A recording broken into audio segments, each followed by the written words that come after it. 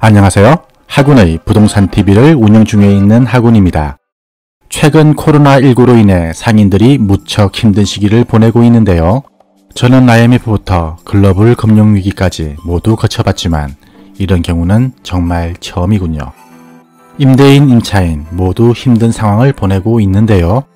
장사를 할 수 없으니 특히 임차인의 고충은 더한 것으로 알고 있습니다. 이럴수록 임대차 보호법에 대한 관심이 더욱 커지는데요. 오늘은 임대차 보호법의 보장 범위와 보호를 받지 못하는 경우 등을 상세하게 정리해 보겠습니다. 코로나로 인해 일시적으로 적용되는 부분은 그야말로 일시적으로 시행되는 것이니 여기에서 다루지는 않았다는 점 미리 말씀드립니다. 그 전에 구독과 좋아요, 알람 설정 잊지 않으셨죠? 자, 그럼 가보겠습니다. 상가임대차 보호법은 영세 상인들의 안정적인 생업 종사를 돕고 과도한 임대료 인상을 방지하여 세입자의 권리를 보장하기 위해 만들어진 법인데요. 쉽게 말해 건물주의 갑질로부터 임차인의 권리를 보호해주기 위해 만들어진 법이라고 보시면 될 것 같습니다.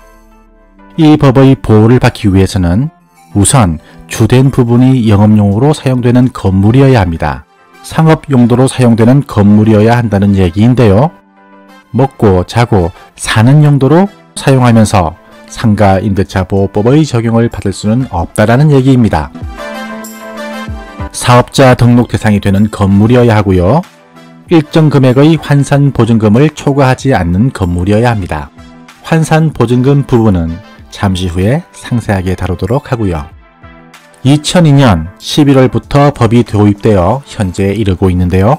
핵심 조항으로는 계약갱신요구권, 권리금 회수기회의 보호권, 대항력과 우선 변제권, 임대료 인상의 제한 등이 핵심 골자로 되어 있습니다.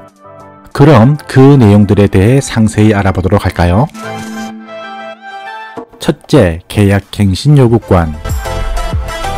2018년 10월 16일 이후 체결된 최초 계약 또는 갱신되는 임대차의 경우 최장 10년까지 계약 갱신이 가능한데요.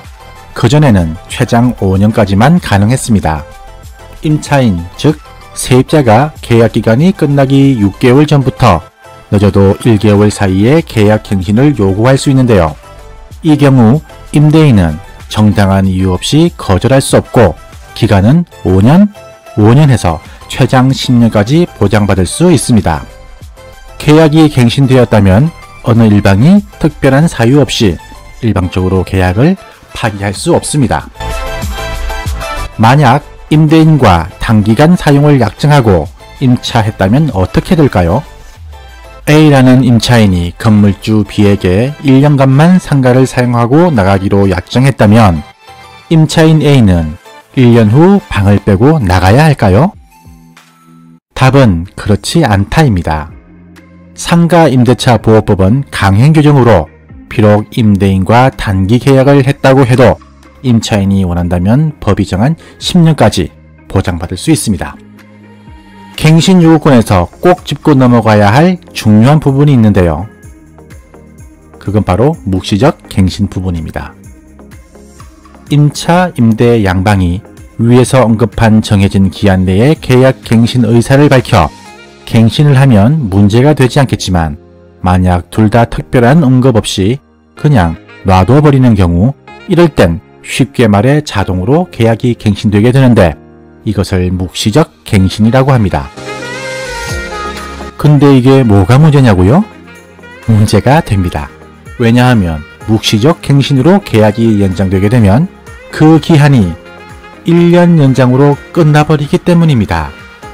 상가임대차 보호법에서는 기본 임대기간을 5년 단위로 2번 보장해줍니다. 그래서 최장 10년인 거고요.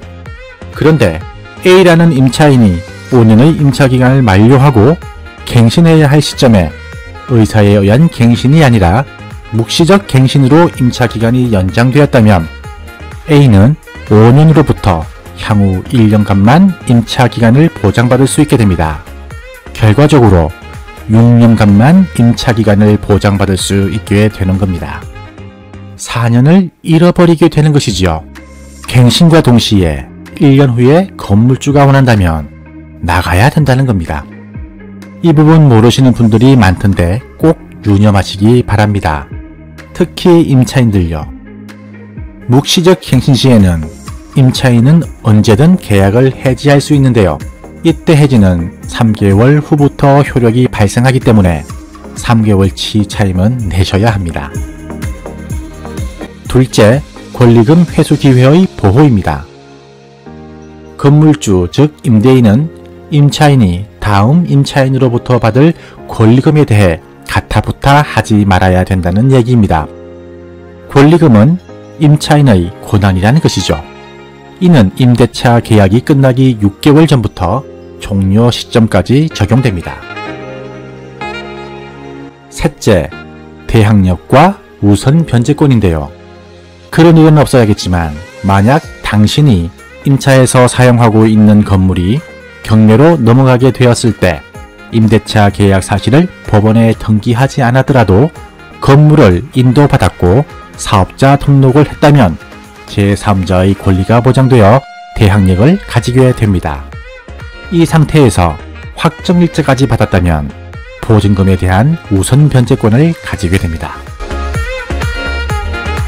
넷째, 상가임대차 보호법에서는 연임대료 인상폭을 5%로 제한하고 있습니다. 더 올리고 싶어도 더 올릴 수 없다란 얘기입니다. 단, 우선 변제권과 임대료 인상 제한은 국가에서 정한 환산 임대료 내에 들어야 보장받을 수 있는데요. 그건 아래에서 좀 더 상세히 다루도록 하겠습니다.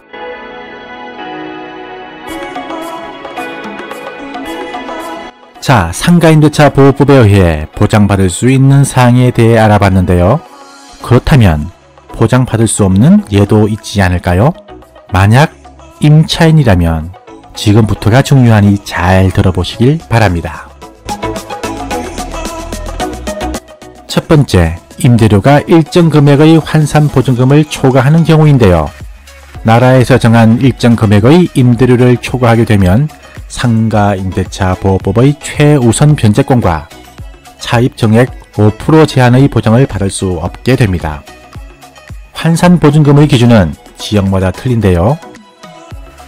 서울은 9억 원 이하, 수도권 과밀 억제권 및 부산광역시는 6억 9천만 원 이하, 그 외 광역시, 세종특별자치시, 파주시, 화성시, 안산시, 김포시, 광주시는 5억 4천만 원 이하, 그리고 그 밖의 지역은 3억 7천만 원 이하이어야 합니다. 그럼 환산보증금 계산법을 알아봐야겠죠? 환산보증금 계산법은 보증금 플러스 월차임 곱하기 100입니다.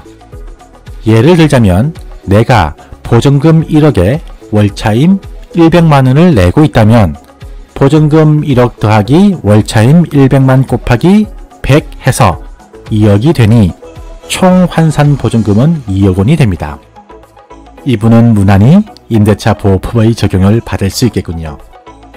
앞에서도 말씀드렸던 것처럼 상가 임대차 보호법은 영세 자영업자들을 보호하기 위해 만들어진 법이다 보니 법의 초점은 영세 자영업자들에게 맞춰져 있습니다.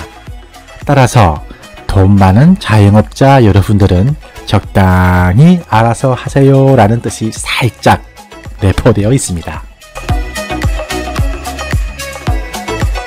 두 번째, 임차료의 3기 이상 연체입니다. 이 경우 건물주는 계약 갱신 거부뿐만 아니라 계약 만기 전에 해지도 가능합니다. 그래서 임차인이 절대로 해서는 안 되는 것이 바로 이 3기 이상 임차료 연체입니다. 또한 권리금에 대한 권리도 추정할 수 없어지는데요. 연체로 인해 지금까지 투자한 시설 자금에 대한 투자비를 회수할 수 없게 되는 것이니 손해가 이만저만 아닙니다. 임차료 3기 연체의 기준은 임차료를 연달아 연체하든 띄엄띄엄 잘라서 연체하든 어쨌든 연체한 금액의 총합이 3기 금액에 해당하면 3기 연체로 보는데요. 중요한 건 3기 이상 금액을 연체하다가 계약 갱신 전에 갚았다 하더라도 연체 사실은 유지되며 갚았으니 계약 해지 조건은 되지 않겠지만 갱신 거절 사유는 된다는 점을 유의하시기 바랍니다. 이 밖에도 계약 갱신 거절 사유는 여럿 있는데요. 아주 상식적인 부분이라 간략히 말씀드리겠습니다. 부정한 방법으로 임차한 경우, 임대인에게 합의금 받고 갱신하지 않기로 한 경우, 건물주 몰래 전대한 경우, 건물을 파손한 경우, 건물이 멸실된 경우, 건물주가 재건축 등을 위해 철거하려 할 때입니다.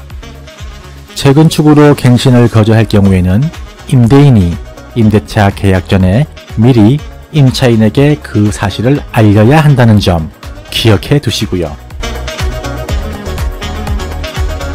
자, 오늘은 상가 임대차 보호법에 대해 알아봤습니다. 아무쪼록 영세 상인들 피해보는 일이 없었으면 좋겠고요. 건물주분들도 이번 코로나 사태로 힘겨운 일들 많으실 텐데 더불어 잘 이겨내시길 기원해봅니다.